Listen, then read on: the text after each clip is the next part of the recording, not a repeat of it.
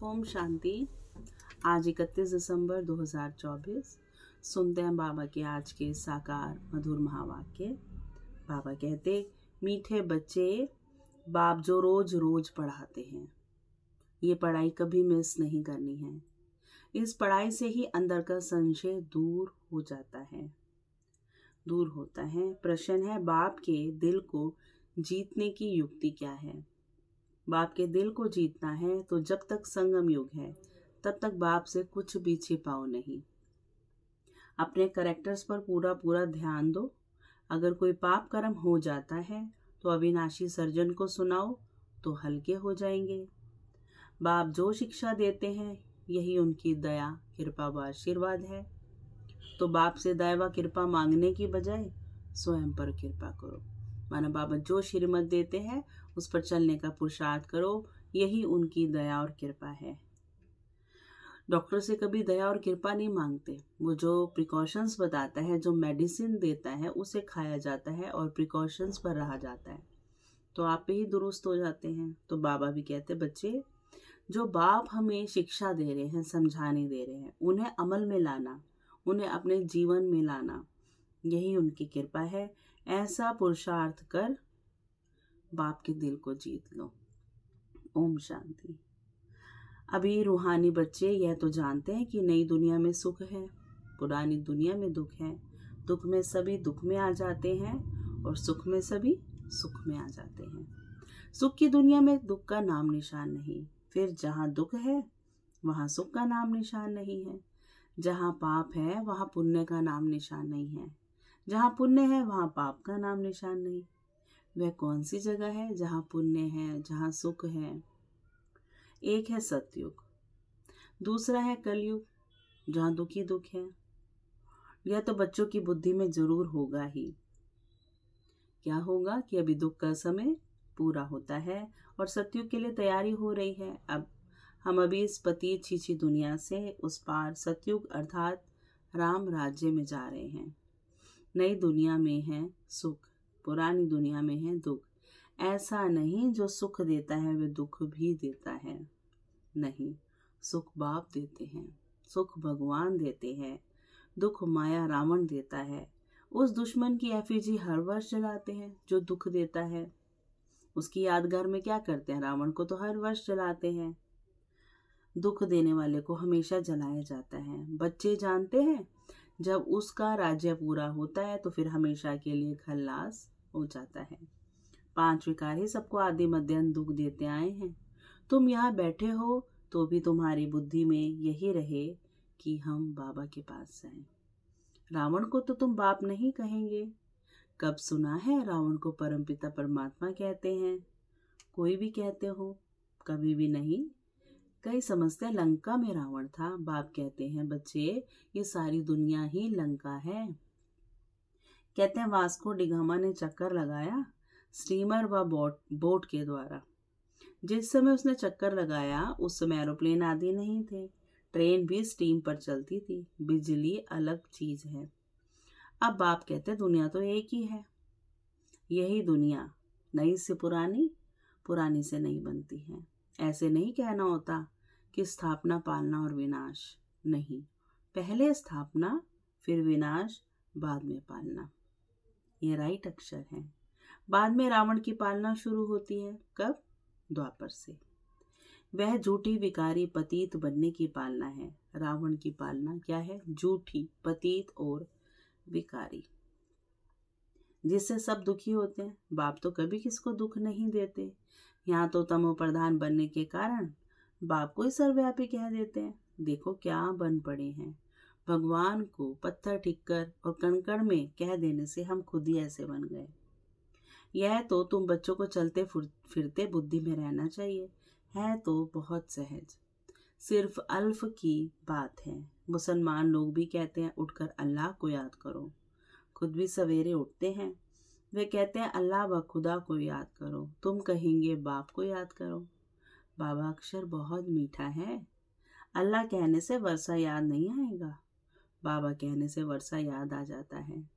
मुसलमान लोग बाप नहीं कहते, वे फिर अल्लाह मियाँ कहते हैं, मियाँ बीवी। यह सभी अक्षर भारत में हैं। परमपिता परमात्मा कहने से ही शिवलिंग याद आ जाएगा। यूरोपवासी लोग गॉड फादर कहते हैं।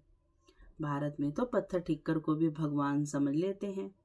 शिवलिंग भी पत्थर का होता है। समझते हैं इस पत्थर में भगवान बैठा है। भगवान को याद करेंगे तो पत्थर ही सामने आ जाता है। पत्थर को भगवान समझ पूछते हैं। पत्थर कहाँ से आता है? पहाड़ों के झरनों से गिरते गिरते गोल चिकना बन जाता है। फिर कैसे नेचुरल निशान भी बन जाते हैं। देवी देवताओं की मूर्ति ऐसी नहीं होती है। देवी देवताओं को तो बनाना पड़ता है, गढ़ना पड़ता है। पत्थर काट काट कर कान, मुंह, नाक, आंख आदि आदि कितना सुंदर बनाते हैं। खर्चा बहुत करते हैं। शिव बाबा की मूर्ति पर कोई खर्चे आदि की बात नहीं है। भगवान तो स्वयं आते हैं और फिर यहीं पर आकर मनुष्यों को कितना समझाते, श्रीमत देते हैं, गढ़ते हैं, देवी देवता बनाते हैं। वो चैतन्य में करते हैं भगवान और संसार में पत्थरों पे करते हैं। अभी तुम बच्चे समझते हो हम सो देवी देवता चैतन्य में खुद बन रहे हैं। चैतन्य में होंगे तब पूजा आदि नहीं होगी। जब पत्थर बुद्धि बनते हैं तब पत्थर की पूजा करते हैं। जब देवता खुद ही चेतन में है तब कौन पूजा करेगा किसकी? जब पत्थर बुद्धि बन जाएंगे तब पत्थरों की पूजा करते हैं। चैतन्य है तो पूज्य है, फिर पुजारी बन जाते हैं। वहां ना कोई पुजारी होते हैं ना ही कोई पत्थर की मूर्ति। कहाँ पर? सतयुग त्रेता में। दरकार ही नहीं। जो चैतन्य थे उनकी निशानी यादगार के लिए पत्थरों की रखते हैं। अभी इन देवताओं की कहानी का तुमको मालूम पड़ गया है कि इन देवताओं की जीवन कहानी क्या थी। फिर से वह रिपीट होती है। आगे ये ज्ञान चक्षु नहीं था तो जैसे पत्थर बुद्धि थे। अभी बाप द्वारा जो ज्ञान मिला है, ज्ञान एक ही है परंतु उठाने वाले नंबरवार हैं।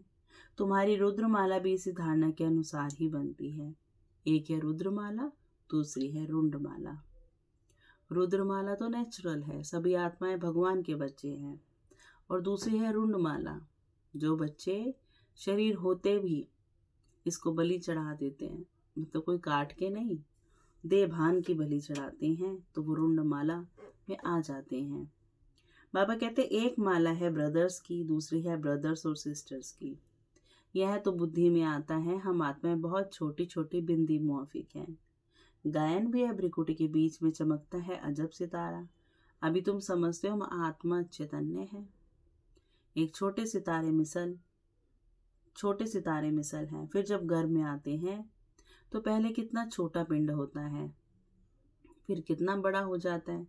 वही आत्मा अपने शरीर द्वारा विनाशी पाठ बजाती है।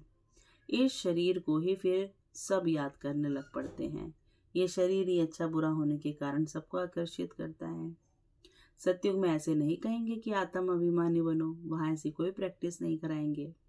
अपने को आत्मा समझो। ये ज्ञान तुम्हें अभी ही मिलता है क्योंकि अब आत्मा ने आगे की जर्नी करनी है, शरीर को यहीं छोड़ना है। बाबा कहते क्योंकि तुम जानते हो भी आत्मा पतित बन पड़ी है।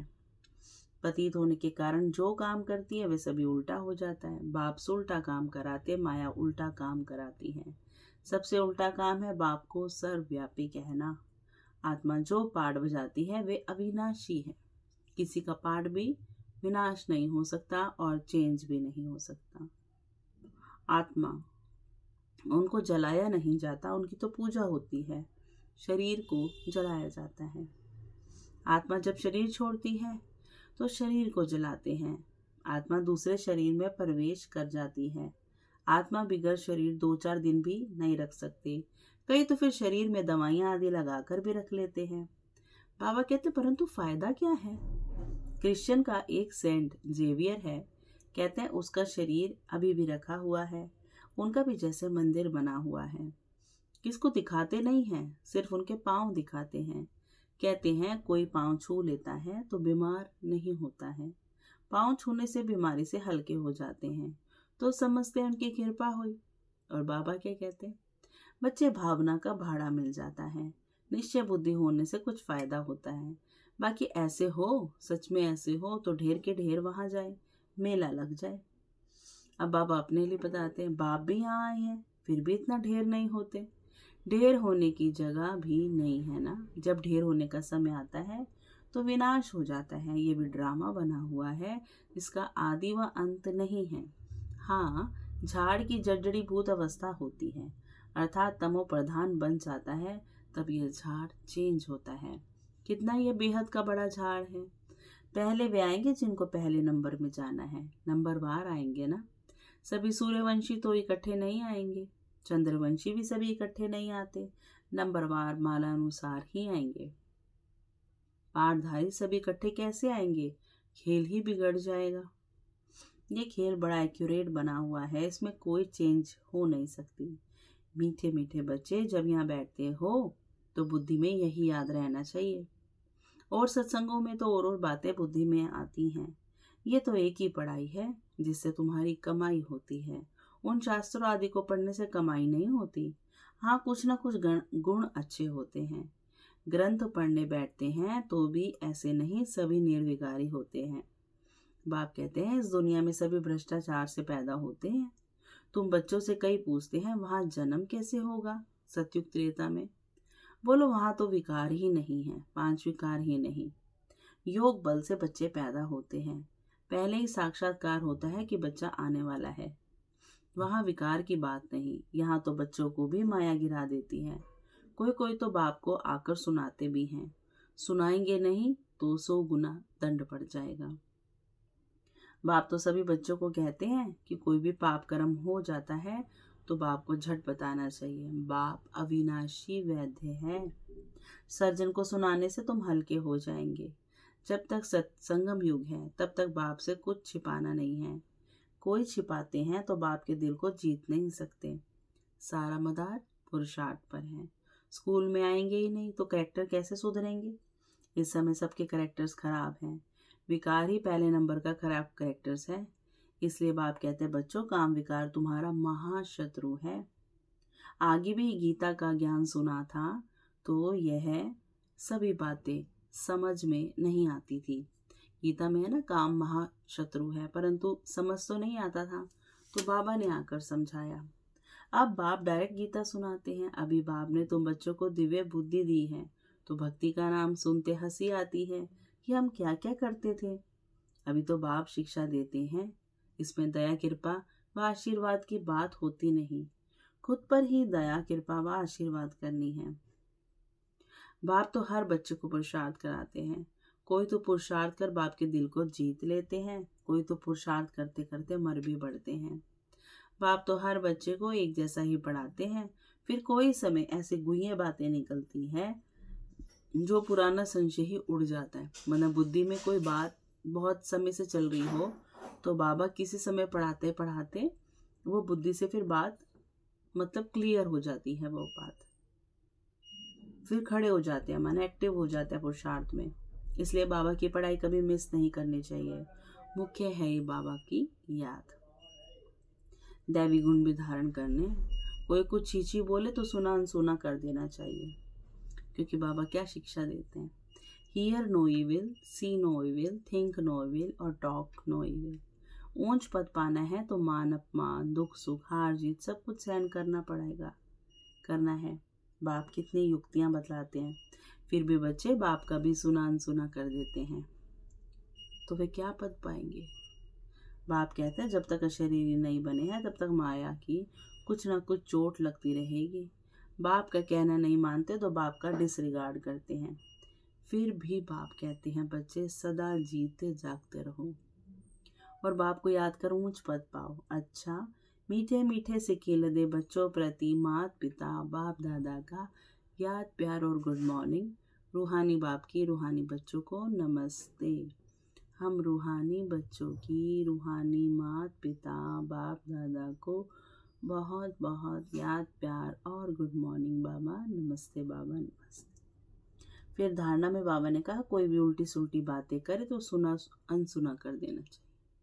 Here no evil, see no evil. दुख सुख मान अपमान सब कुछ सहन करना है। बाप जो बातें सुनाते हैं उसे कभी सुना अनसुना कर बाप का डिसरिगार्ड नहीं करना है। माया की चोट से बचने के लिए अशरीरी रहने का अभ्यास जरूर करना है। वरदान है बाप समान रहम दिल बन, सबको क्षमा कर स्नेह देने वाले मास्टर दाता भव। बाप समान रहम दिल बन सबको क्षमा कर स्नेह देने वाले मास्टर दाता भव। जैसे बाप को रहम दिल मर्सीफुल कहते हैं, ऐसे आप बच्चे भी मास्टर रहम दिल हो। जो रहम दिल है वह कल्याण कर सकते हैं, अकल्याण करने वाले को भी क्षमा कर सकते हैं। वे मास्टर स्नेह के सागर होते हैं, उनके पास स्नेह के बिना और कुछ है ही नहीं। वर्तमान समय संपत्ति से भी ज्यादा स्नेह की आवश्यकता है, इसलिए मास्टर दाता बन सबको स्नेह देते चलो, कोई भी खाली हाथ ना जाए। स्लोगन है तीव्र पुरुषार्थी बनने की चाहना हो तो जहाँ चाह है वहाँ राह मिल जाएगी। अच्छा, ओम शांति। शुक्रिया मीठे बाबा, शुक्रिया।